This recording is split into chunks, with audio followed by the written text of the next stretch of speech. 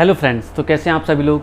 क्या आपके मन में भी एनटीपीसी से रिलेटेड क्वेश्चन उठ रहे हैं कि रिज़ल्ट किस तरीके से आएगा, या लेवल 6 का रिज़ल्ट पहले आएगा, या रिज़ल्ट जो आ चुका है उसके बाद लेवल 5, लेवल 3, लेवल 2 का रिज़ल्ट आएगा, टाइपिंग पोस्ट का पहले आएगा या नॉन टाइपिंग पोस्ट का पहले आएगा। बहुत सारे लोगों के मन में ये भी क्वेश्चन उठ रहा है कि क्या अगर वो एक पोस्ट के लिए मेडिकल में फ़ेल हो गए तो और पोस्ट के लिए वो एलिजिबल नहीं रहेंगे।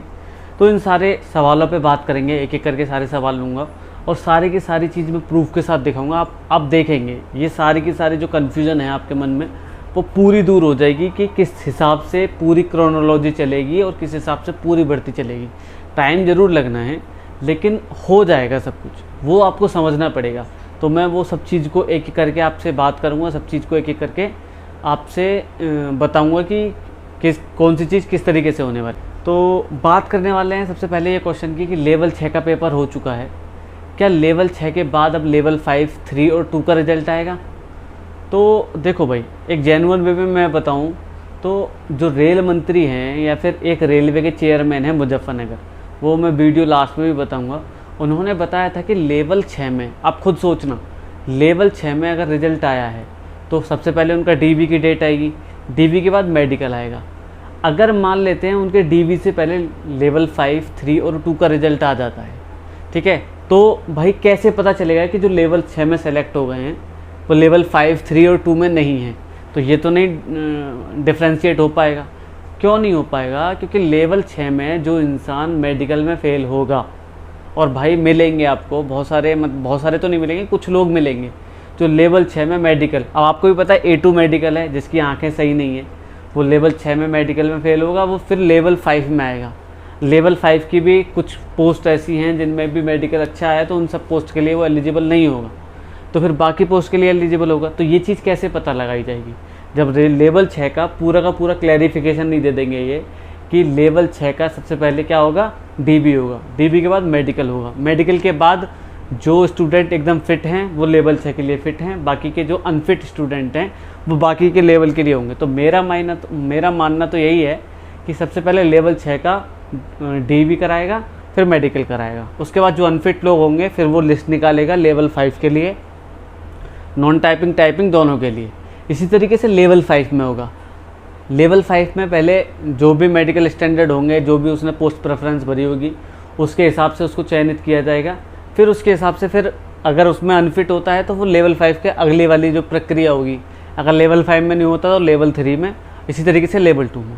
अब ये चीज़ मैं क्यों कह रहा हूँ, मैं आपको ज़रा दिखाता हूँ। देखो आरटीआई का एक आरटीआई का रिप्लाई दिखाता हूँ, तो वो आपको देखना है। देखो ये आरटीआई है, आरटीआई लगाई थी, मैं डेट भी बताऊँगा, आपको दिखेगी भी, स्क्रीन पे भी मैं लगा दूँगा उसको आरटीआई को, तो आप देख सकते हैं। ये लगाई है 28/6/2022, जनवरी, फरवरी, मार्च, अप्रैल, मई, जून, 28 जून 2022, लास्ट में जून के, मतलब जुलाई आ गई, तो 28 जून 2022 को लगाई गई थी। इसमें कुछ क्वेश्चंस पूछे गए थे, उन क्वेश्चंस को आप खुद देखें। फिर उसके बाद में रेलवे बोर्ड के एक चेयरमैन है मुजफ्फरनगर के, उनकी एक वीडियो है, हालांकि वीडियो पुरानी है लेकिन आपको उससे भी क्रोनोलॉजी थोड़ी सी समझ में आ जाएगी।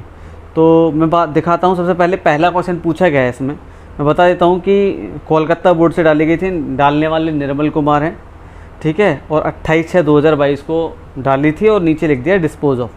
फिर उसके बाद पहला क्वेश्चन है कि medical for all the post mention under employment notice CEN 01/2019 will be conducted by the concern RRB और बाय द डिवीज़न। तो ये कह रहा है RRB कराएगा या डिवीज़न कराएगा। तो ये इसका आंसर देते हुए RTI में बोला गया है रेलवे की तरफ से कि ये सब चीज़ें आपको मेल के थ्रू भेज दी जाएंगी, इसमें कोई बड़ी बात नहीं है।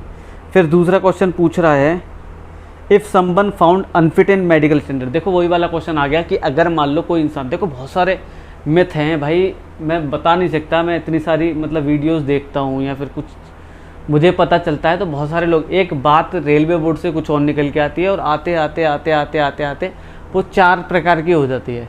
इसी तरीके से कुछ एक ये है कि बहुत सारे मतलब एक फ़ोटो भी चल रहा है भाई, फर्जी फ़ोटो पे बिलीव ना करें।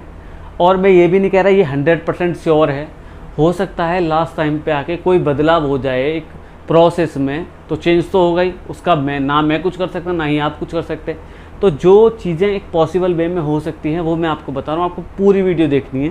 तो ये दूसरा क्वेश्चन है, if someone found unfit in medical standard for the post mentioned at the first preference by the candidate then would he considered for the below mention preference post. वही वाली चीज़ है, अगर मान लो कोई भी इंसान ऊपर वाले लेवल के लिए वो अनफिट पाया जाता है मेडिकल में, तो क्या उसको आगे वाली पोस्ट के लिए कंसीडर किया जाना चाहिए या नहीं किया जाएगा, ये बोला है। तो उन्होंने आंसर दिया है, candidates will be called for all the post, हर एक पोस्ट के लिए जिसके लिए भी उसकी कट ऑफ क्लियर है, विच ही और सी clear cut off and found eligible for such post. Final allotment of the post is usually made after completion of DB and medical based on the marks eligible and preference of the candidates in all respect on of the post। इसमें कहने का सिर्फ और सिर्फ मतलब यही है कि भाई उस कैंडिडेट को हर एक पोस्ट के लिए बुलाया जाएगा जिसके लिए वो एलिजिबल है कट ऑफ मार्क्स के थ्रू, ठीक है। अगर मान लो अनफिट होता है तो बाद वाली पोस्ट के लिए भी बुलाया जाएगा। ये क्वेश्चन नंबर 2 है, ठीक है।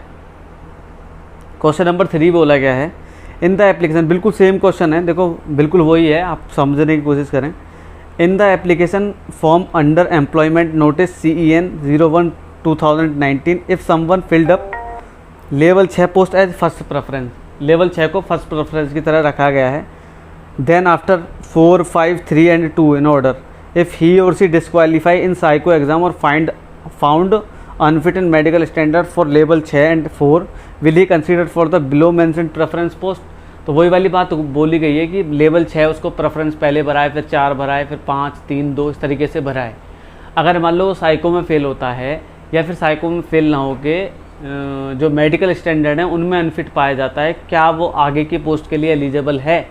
तो उन्होंने यही सेम आंसर दिया है जो पिछला वाला था कि कैंडिडेट्स को हर एक पोस्ट के लिए बुलाया जाएगा और हर एक पोस्ट के लिए उसको जो भी कट ऑफ मार्क्स पे क्लियर है उन सब पोस्ट के लिए मेडिकल स्टैंडर्ड अगर एक में फेल होता है तो नीचे वाली सारी पोस्टों के लिए उसको चेक किया जाएगा, जिस भी पोस्ट में वो फिट बैठता है उसको वहाँ पे ज्वाइनिंग दी जाएगी। ये क्वेश्चन नंबर 3 था। और एक और क्वेश्चन है, आप देखेंगे question number 4, in the application form under employment notice CEN 01/2019 if someone filled up level 5 post as first preference and then after level 6, 4, 3 and 2 in order, if he or she qualify all the levels and found eligible for all the posts, which post will be offered to him। तो इसमें भी वही वाली बात बोली गई है कि सारी पोस्ट के लिए बुलाया जाएगा और जो पोस्ट प्रेफरेंस रखी है अगर वो ऊपर वाली पोस्ट के लिए एलिजिबल है और फिट है तो वो वाली पोस्ट उसको दे दी जाएगी। अगर मान लो वो ऊपर वाली पोस्ट के लिए वो फिट नहीं है तो उसके नीचे वाली पोस्ट को देखा जाएगा, वहाँ पे सारी एलिजिबिलिटी देखी जाएंगी। अगर वहाँ पे भी फिट नहीं है उससे नीचे वाली देखी जाएगी, अगर वहाँ पे भी फिट नहीं है फिर नीचे वाली देखी जाएगी। अगर किसी भी पोस्ट पे वो फिट बैठता है तो उसी पोस्ट पे उसको दे दिया जाएगा। लेकिन यहाँ पे मैटर करेगा आपका पोस्ट प्रेफरेंस भी। अगर पोस्ट प्रेफरेंस आपने 5वां भरा है, लेवल 5 ऊपर है, चाहे आपके लेवल 6 में क्वालिफाई हो या ना हो, अगर लेवल 5 आपका प्रेफरेंस पहले है और आप लेवल 5 प्रेफरेंस पहले रखने के बाद आप मेडिकल फिट पाए जाते हो और सब चीज़ के लिए एलिजिबल हो तो आपको लेवल 5 वाली दी जाएगी। अब देखो ये तो रही पूरी बात, मैं इसमें पूरा एक जो इसका सार निकल के आता है वो ये निकल के आता है, अगर मान लो आप लेवल 6 में सेलेक्ट हो, लेवल 6 में सेलेक्ट हो और मेडिकली आप अनफिट हो तो लेवल 5 में आओगे।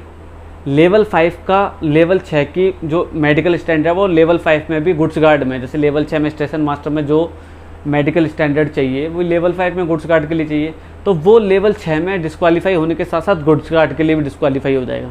लेकिन गुड्स गार्ड से नीचे की जितनी भी पोस्ट होंगी, सीनियर कमर्शियल कम टिकट क्लर्क या जितनी भी पोस्ट होंगी, टाइपिंग वाली, नॉन टाइपिंग वाली, फिर उसमें उसका मेडिकल स्टैंडर्ड देखा जाएगा। अगर वहाँ वो क्लियर होता है तो उसको जॉब मिल जाएगी। ऐसा नहीं है कि आप पूरे के पूरे प्रोसेस से बाहर होंगे। अब देखो एक RRB के चेयरमैन है मुजफ्फरनगर बोर्ड के, उनकी वीडियो है, इस वीडियो को पूरा देखें। आपको एक बार अभ्यर्थी अपने मेरिट और चॉइस के अनुसार इम्पैनल हो जाता है या चुन लिया जाता है एक पद पे, तो ऐसे कैंडिडेट अपने राइट को फोरफिट कर देंगे कि किसी और पोस्ट के लिए कंसीडर उनको किया जा सके। जो हम लोग फाइनल पैनल बनाने लगेंगे, जो डॉक्यूमेंट वेरिफिकेशन का स्टेज होता है, तो उसमें हम लोग उनसे फाइनल चॉइस ले लेंगे और हम लोग ऊपर से स्टार्ट करेंगे। जैसे सबसे पहले 6 लेवल से स्टार्ट करेंगे, जो हाईएस्ट लेवल है, उसमें लोगों को हम लोग सेलेक्ट कर लेंगे। उसके बाद जब 5 में हम लोग हाथ लगाएंगे, लेवल 5 में, तो ये 6 लेवल में जो ऑलरेडी सेलेक्ट हो चुके हैं उनको मौका नहीं मिलेगा। 5 में जो सिलेक्ट हो जाएंगे उनको 4 में मौका नहीं मिलेगा। इस तरह से किसी भी हाल में एक कैंडिडेट को केवल एक पद पे सिलेक्ट किया जाएगा, भले ही वो अभी इस स्टेज में CBT 2 लेवल पे एक से ज्यादा पदों के लिए वो क्वालिफाई कर गया हो या शॉर्टलिस्ट हो गया। सबसे पहले लेवल 6 के एलिजिबल अभ्यर्थियों को डॉक्यूमेंट वेरिफिकेशन या फाइनल स्टेज में बुलाएंगे। उनको चुन लेने के बाद वो एक बार सिलेक्ट हो जाते हैं, फिर हम लोग नीचे लेवल पे जाएंगे, फिर लेवल 5, लेवल 4, लेवल 5 के लोगों को चुनेंगे। तो अभी तक लेवल 6, 5 एंड 4 में केवल ग्रेजुएशन के कैंडिडेट्स एलिजिबल थे।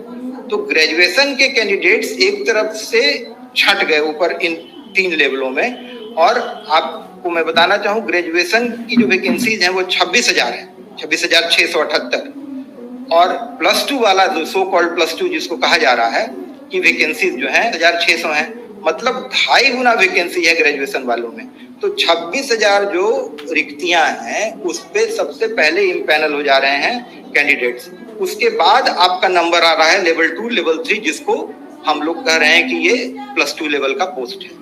तो ऑब्वियसली जब तक हम पहुंचते हैं लेवल 3 और लेवल 2 के डॉक्यूमेंट वेरिफिकेशन मतलब फाइनल स्टेज में, तब तक ये 26,000 लोग तो ऊपर जा चुके हैं। तो ऑब्वियसली कंपटीशन जो है वो काफी कम हो जाएगा, इन द सेंस कि ग्रेजुएशन वाले लड़के ऊपर चले गए, उनको एक पोस्ट से ज्यादा पोस्ट पे आने का राइट नहीं है। तो जो नीचे 3 और 2 के जो लेवल के पोस्ट हैं,